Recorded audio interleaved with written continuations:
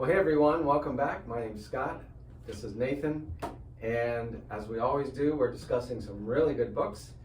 In this case, we're discussing a book called The 7 Levels of Intimacy by author, speaker, Matthew Kelly. Yeah. And as I've been saying, I'm really enjoying this book. I'm proud to say I finished listening to it this morning. And excellent. It's just so well written. It's so basic. Yeah. It's not basic as in it doesn't challenge you, but basic as in it's easy to understand. It's very practical. Yeah. I can relate to what he's saying. Yeah. I could give this to my, well, my daughter's 9 now, but I could give it to her and she could understand the whole thing. Yeah. So it makes a difference, though. That's right. So today we are looking at chapter 11, which happens to be the 5th level of intimacy, which is all about our feelings and our emotions. And in short, it's a challenge. If we want to deepen our relationships, we have to be vulnerable to share our emotions. Right.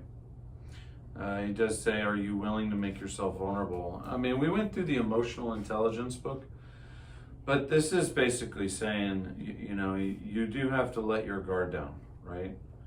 And honestly, the biggest thing that comes to mind when it comes to recovery is, I feel like recovery is honestly relearning how to be open to being loved, to being accepted, to receiving grace, receiving forgiveness.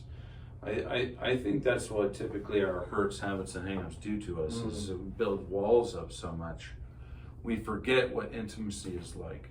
And one of those is, of course, feelings. I mean, feelings is a huge part of our daily life. Yeah. One of the things I like about Celebrate Recovery is built into the meeting. It's a large group and then a small group. And in the small group, while nobody has to share, you're invited to take 3 to 5 minutes to talk about your week or your life or whatever, a relationship, what you're struggling with. And you're told it's in a very confidential setting. Yeah. And you're invited to speak freely. Yeah. It's basically re-practicing in tiny spaces what vulnerability can look like. That's exactly right. So if you're looking for context in which to live out, well, sharing my feelings, who am I going to share my feelings with? I don't know that social media today encourages us to be vulnerable.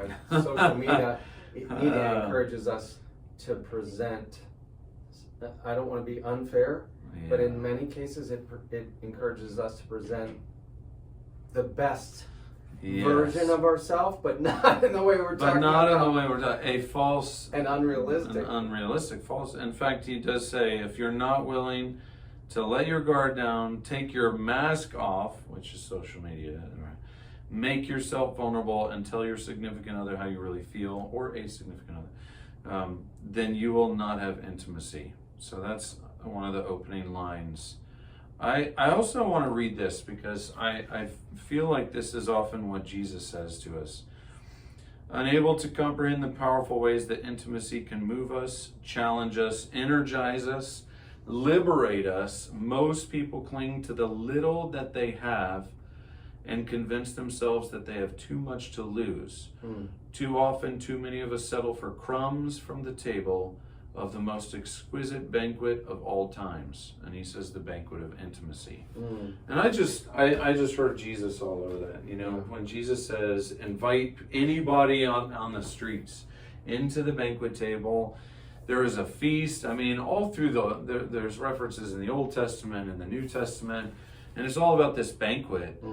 But it's not just food, right? Because Jesus talks about communion in the way of really one of the most ultimate, spiritual connections we have when we're remembering through the body and the blood that the Holy Spirit's with us. And that's intimacy at its most glorious, right? And we can practice that, I think, when we are thinking, I'm afraid of sharing with Scott something about my feelings, maybe a fear. And yet, if I trust God and I see, you know, his integrity or the safety I can have, then that only draws us closer together. That's right.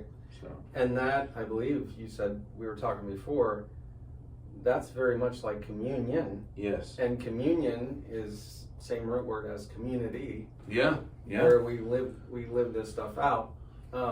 I can be vulnerable before God, and I should be. I can be vulnerable with myself. I can allow myself to say, what am I really feeling, thinking here? Yeah.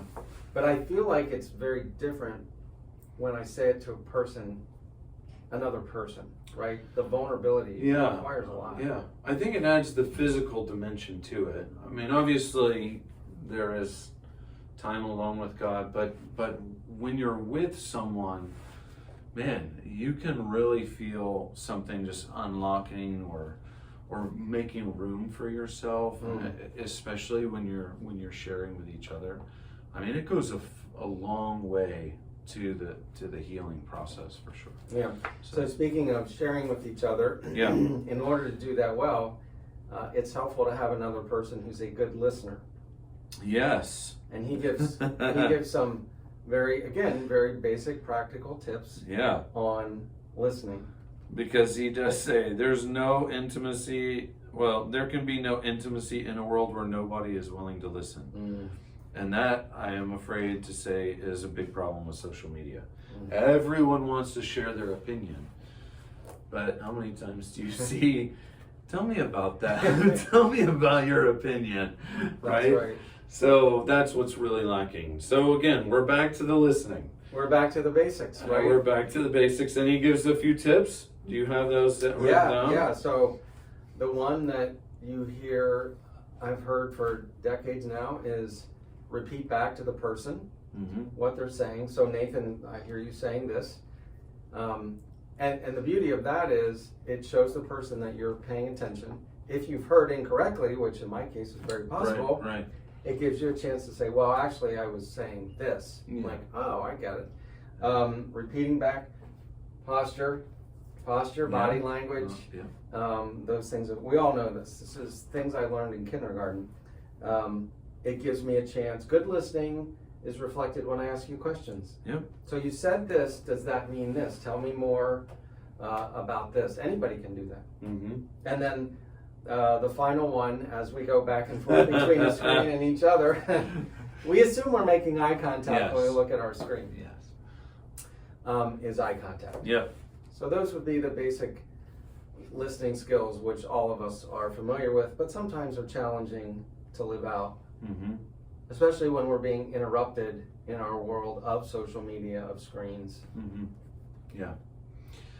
So ultimately, fifth level is about getting comfortable with your own feelings and learning how and when to express them to the people that we do love. Because having an outlet for your feelings is vital. Honestly, too, I don't know if there's intimacy with yourself, but there's definitely a sense of knowing yourself better because you're in the process of sharing a feeling. You know, and that really comes out in the process of communicating your feelings to someone else. Right. Yeah. It does require some, if I'm going to tell you how I'm feeling, it's going to require a little bit of self-reflection. Yeah. So if I get, say I come to Scott and I share something about a coworker and I'm really angry. Through that process, it probably will turn out that, I'm actually not angry. I'm actually really hurt, and a lot of that, the top level is not always the root of the emotion. When we get impatient, that might not actually be the root. It might be fear. It might be, feeling loss, something like that. That's right. So it's important to share feelings because there are a couple of layers that you can go through before you finally understand what's truly going on, so that next time it happens, you can actually deal with it more appropriately. That's right. So that is Yeah. the fifth level Yeah. on feelings and emotions. That's chapter 11, again, of Matthew Kelly's book, which we both highly recommend, The 7 Levels of Intimacy. That's right. We're getting into the big ones now. On to 6 Put your next seatbelts time. on. That's right. All right? We'll see you on the next one. See you later.